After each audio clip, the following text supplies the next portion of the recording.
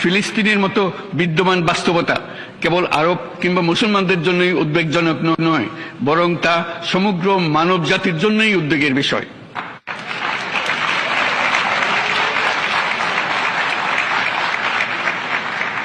একজন মানুষ হিসেবে প্রত্যেক ফিলিস্তিনির জীবন অমূল্য।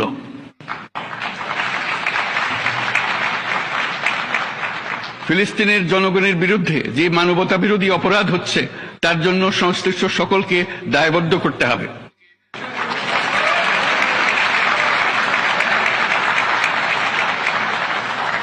ফিলিস্তিনের জনগণের উপর চলমান নৃশংসতা, বিশেষত নারী এবং শিশুদের সাথে প্রতিনিয়ত যে নিষ্ঠুরতা বিশ্ব দেখাচ্ছে, তা থেকে নিস্তারের জন্য বাংলাদেশ অনতিবিলম্বে সম্পূর্ণ যুদ্ধবিরতির আহ্বান জানাচ্ছে।